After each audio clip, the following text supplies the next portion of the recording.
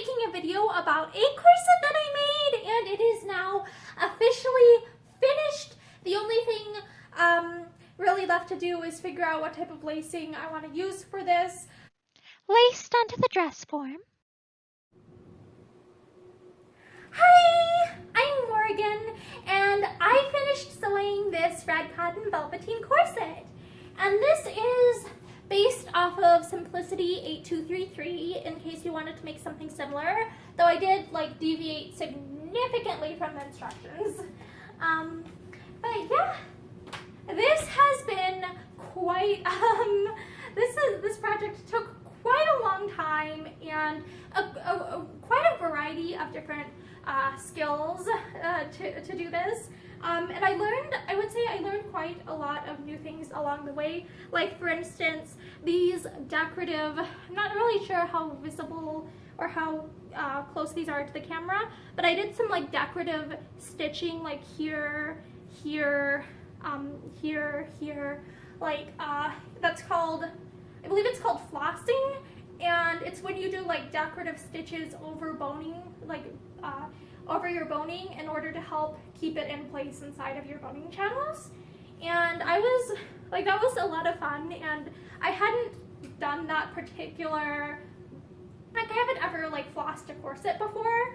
I've done decorative stitches, I've done hand embroidery and stuff, but I hadn't ever done this particular technique on a corset. So I thought it was really that was a really interesting thing that I did. And another, I guess, noteworthy thing I would say I did with this is I did hand sewn eyelets down the back,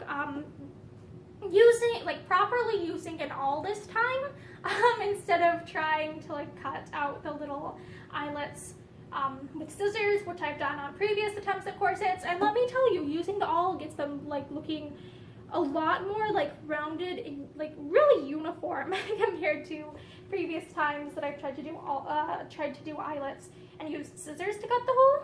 So I would say I am quite fond of how the tiny little, using the awl to do the circles for my hand sewn eyelets. Yeah.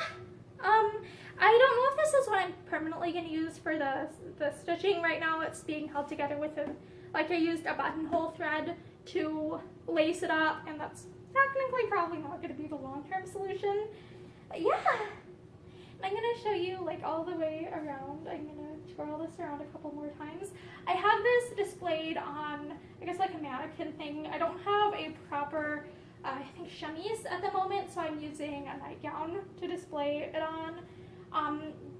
Because historically, corsets are typically worn on over an undergarment to help protect them from sweat and perspiration and stuff like that, because oftentimes corsets are a little bit harder to wash compared to some other garments.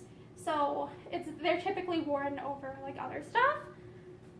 Yeah, so I wanted, I decided to display it over that to give you a better idea of how this would be worn. Yeah, I am quite pleased with how this turned out. I think that I overcame a lot of challenges while working on this project. One of which is it took me a while to finally settle on doing bias binding for the top and bottom. I originally tried, I think it's what's the word, twill tape, or I tried to do one of those really thick ribbon type things over it, and I didn't quite like the result, so I eventually settled on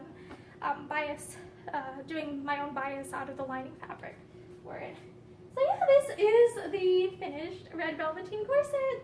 Thank you for watching this video where I talk about the red cotton velveteen corset that I sewed, and it is a combination of both hand and machine stitching. So yeah, I hope that you have a really great day, and I hope that I've inspired you to take on some new projects of your own. Bye!